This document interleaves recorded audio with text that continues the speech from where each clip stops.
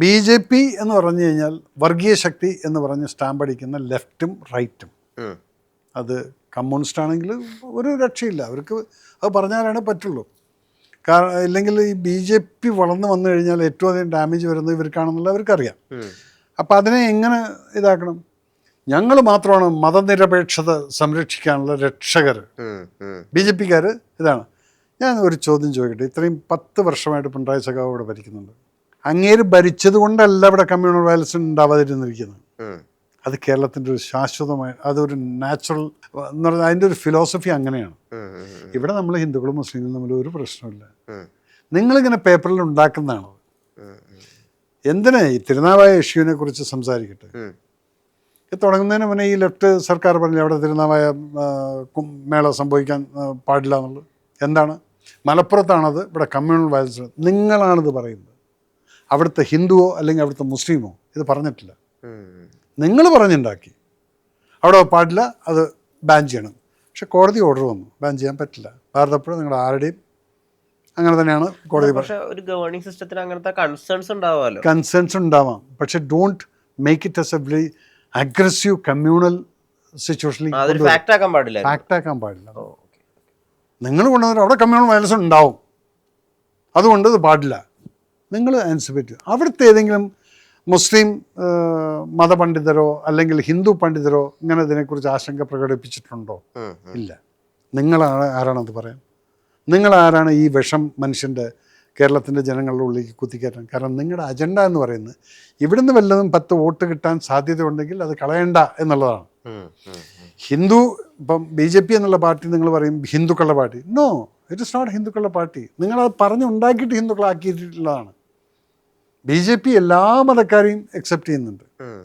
BJP എന്ന് പറയുന്നത് ഒരു വർഗീയ പാർട്ടി അല്ല, അത് അല്ലെങ്കിൽ ഒരു ജാതി പാർട്ടി അല്ല. അങ്ങനെയാണെങ്കിൽ മുസ്ലിം ലീഗ് എന്ന് പറയുന്നത് മുസ്ലിം ലീഗുകാരുടെ പാർട്ടിയാണ്. അതിനകത്ത് അവർ സംഘാടകരായിട്ടോ അല്ലെങ്കിൽ ടോപ്പിൽ നിൽക്കുന്നവരാരെയും കയറ്റുന്നില്ല. അതിനകത്ത് യാതൊരു പ്രശ്നവുമില്ല. ഓക്കെ, എന്നാലും 1-2 പേര് ഉണ്ടായിരിക്കും അതിനകത്ത്. ഇവിടെ നിങ്ങളാണ് ഈ പറഞ്ഞുണ്ടാക്കുന്നത്.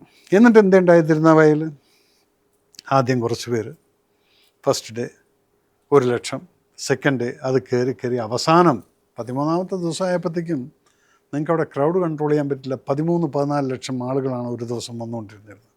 ഓക്കെ, ഇതെവിടെയാണത്? നിങ്ങൾ ഈ പറഞ്ഞ കമ്മ്യൂണൽ വയലൻസ് ഉണ്ടാവുമെന്ന് പറഞ്ഞ മുസ്ലിം സമുദായങ്ങൾ നിൽക്കുന്ന തിരൂർ സൈഡിലും തവനൂർ സൈഡിലും ഇപ്പുറത്ത് തിരുനാവായ സൈഡിലും വരുന്നത് മുഴുവൻ മുസ്ലിം സഹോദരി സഹോദരന്മാരാണ് ജീവിക്കുന്നത്. ഇതിൻ്റെ ഉള്ളിൽ കൂടെ തന്നെ വണ്ടികൾ അമ്പലത്തിലേക്ക് പോകേണ്ടത്. അവരെന്താ ചെയ്തത്? അവരുടെ ഗേറ്റുകൾ മുഴുവൻ അങ്ങ് തുറന്നിട്ടു. നമുക്ക് കാർ പാർക്ക് ചെയ്യാൻ ഓരോ ഗേറ്റിനകത്തും നമുക്ക് 3-4 കാറുകൾ കൊണ്ട് പാർക്ക് ചെയ്യാൻ പറ്റും. അങ്ങനെയുള്ള വീടുകളോട് അവർ തുറന്നിട്ടു. അവരെല്ലാം നമുക്ക് വേണ്ടി ചെയ്തു തന്നു.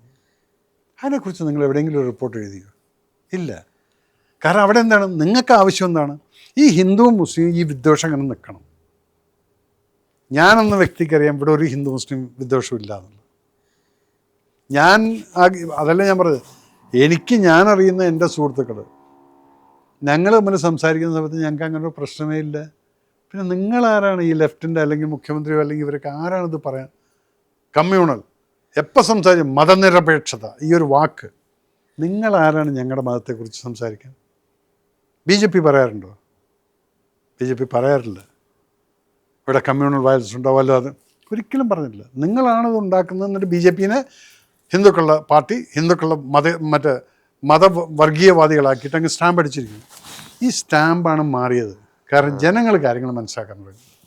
അത് തിരുനാവായയിലും കണ്ടില്ലേ? ഇത് ഈ മുസ്ലിംസ്, ഞാനന്ന് ട്രാഫിക്കിൽ കുടുങ്ങിയിട്ട് ഞാൻ പുറത്തിറങ്ങി സംസാരിക്കും. ഞാൻ പറഞ്ഞത് ബുദ്ധിമുട്ടായല്ലേ നിങ്ങൾക്കൊക്കെ എന്ന് വെച്ചു. അപ്പോൾ അവർ പറയും ഈവനിങ് സാറെന്തീ പറഞ്ഞത്? ഞങ്ങളുടെ കച്ചവടം നടക്കുന്നുണ്ട്. അതല്ല സാറേ നമ്മൾ നോക്കേണ്ടത്. അല്ല നിങ്ങളുടെ അമ്പലത്തിലേക്ക് പോകണതിന് ഞങ്ങൾക്കെന്താ പ്രശ്നം അവർ ചോദിച്ചു. അപ്പോൾ ആർക്കവിടെ പ്രശ്നം? ഈ മോഡെന്ന് പറഞ്ഞുള്ളവർക്കാണ് പ്രശ്നം.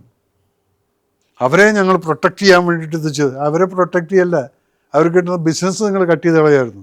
ചുരുക്കി പറഞ്ഞാൽ ഈ CPM-ന് ആവശ്യമാണ് ഹിന്ദു മുസ്ലിം ആവശ്യമാണ്, അത് ആവശ്യമാണ്. അതിലാണ് അവർ സർവൈവ് ചെയ്യാൻ പറ്റുള്ളൂ. അപ്പം അതുകൊണ്ട് അവരത് സ്റ്റോപ്പ് ചെയ്തിരുന്നെങ്കിൽ ഈ തവനൂരും തിരൂരും ഉണ്ടായിരുന്നത് കംപ്ലീറ്റ് കച്ചവടക്കാർക്ക് ഇത്രയും കച്ചവടം കിട്ടില്ലായിരുന്നു.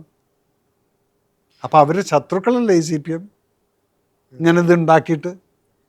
അപ്പം അത് പറയാൻ പാടില്ല ഒരിക്കലും. നിങ്ങൾ അമ്പലത്തിൽ നടക്കട്ടെ, എന്നിട്ട് നിങ്ങൾ പോലീസ് പ്രൊട്ടക്ഷനാണ് കൊടുക്കേണ്ടത്. അത് നിങ്ങൾ ചെയ്തതുമില്ല. റോട്ടിലൊക്കെ ആൾക്കാരുണ്ട്. അവസാനം എന്താ സേവാഭാരതി കൊണ്ടുവന്നവിടെ ഇതിനെ ട്രാഫിക് കൺട്രോൾ ചെയ്യാൻ. സേവാഭാരതിയും അതുപോലെ തന്നെ അവിടുത്തെ മുസ്ലിം സംഘടനകളും കൺട്രോൾ ചെയ്തു. കാരണം അവർക്കും അത് ആവശ്യമാണ്. സ്മൂത്തായിട്ട് പോകുമ്പോൾ കച്ചവടമൊക്കെ നന്നായി നടക്കുന്നു, കാർ പാർക്കിങ്ങിന് പൈസ കിട്ടുന്നു എന്ന് പറഞ്ഞാൽ എല്ലാം കൊണ്ടും അവർ പറഞ്ഞു ഞങ്ങൾ ഹാപ്പി ആയിരുന്നു. അടുത്ത വർഷം അവർ ആലോചിക്കുക അടുത്ത വർഷം ഉണ്ടാവില്ല എന്നുള്ളതാണ് അവരുടെ ചോദ്യം. പക്ഷെ അതിൽ നിങ്ങളുടെ ആ ഒരു നുണ പൊളിഞ്ഞു. ഇത് പൊളിയുമ്പോഴാണ് BJP വളരുന്നത്. ഇത്രയും കാലം ഹിന്ദു എന്ന് പറയുന്നത് ഞാൻ എപ്പോഴും ജന്തു എന്നാണ് പറയുക. കാരണം ഹിന്ദുക്കൾ, ഞാനൊരു ഹിന്ദുവാണ്. ഞാൻ പണ്ട് ഒരു കാര്യം പറഞ്ഞു, ഒരു അമ്പലത്തിൽ 10 കാശ് വരുമാനം കണ്ടു കഴിഞ്ഞാൽ അപ്പം ദേവസ്വം ബോർഡ് കൊണ്ട് എടുക്കും. ഇതെപ്പോഴും നടക്കുന്നത് കമ്മ്യൂണിസ്റ്റ് ഭരിക്കുന്ന സമയത്താണ്. എന്തെങ്കിലും കാട്ടിയിട്ട് വരുമാനം ഇങ്ങോട്ട് എടുക്കുക എന്നുള്ളത്.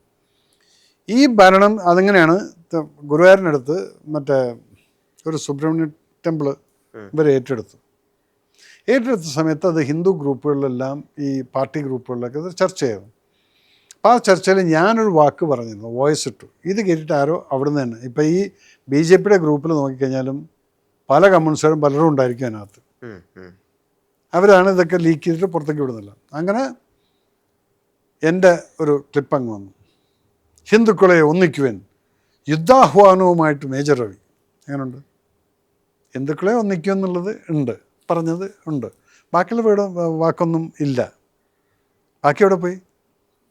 ഞാൻ പറഞ്ഞത് എന്തായിരുന്നു, നിങ്ങളുടെ അമ്പലങ്ങൾ നിങ്ങൾക്ക് പ്രൊട്ടക്റ്റ് ചെയ്യണമെങ്കിൽ അതിന് ഒരു മുസ്ലിമോ അല്ലെങ്കിൽ ക്രിസ്ത്യാനിയോ വന്നിട്ട് നിങ്ങൾ പ്രൊട്ടക്റ്റ് ചെയ്യില്ല. നിങ്ങൾ വേണം. അതിന് നിങ്ങളുടെ പ്രശ്നം എന്താണെന്നറിയോ? നിങ്ങൾക്ക് 56 ജാതികളാണ് ഒരു മതത്തിനകത്ത്. ആ 56നും ഒരുമിക്കണം എന്നാണ് ഞാൻ പറഞ്ഞത്. ഹിന്ദുക്കളെ നിങ്ങൾ ആ 56 നമ്പൂരി മുതൽ നായാടി വരെ എന്ന് പറയുന്ന ആ 56 ഉണ്ടല്ലോ, അതൊന്നിക്കാൻ. എങ്കിൽ ഈ അമ്പലം ഒരുത്തനും തൊടാൻ പറ്റില്ല. ഇതാണ് ഞാൻ പറഞ്ഞത്. അതിനെ വ്യാഖ്യാനിച്ചു. അപ്പം എന്തായി വ്യാഖ്യാനിച്ചത്? ഹിന്ദുക്കളെ ഒന്നുവയ്ക്കും യുദ്ധാഹ്വാനമായിട്ട്. അപ്പോൾ ആരോടാണത് യുദ്ധാഹ്വാനം? ഇവിടുത്തെ മുസ്ലിം സഹോദരങ്ങളോടും ക്രിസ്ത്യാനികളോടും ഞാൻ ആഹ്വാനം ചെയ്തു എന്നുള്ളതല്ലേ അത് വരെ. യെസ്.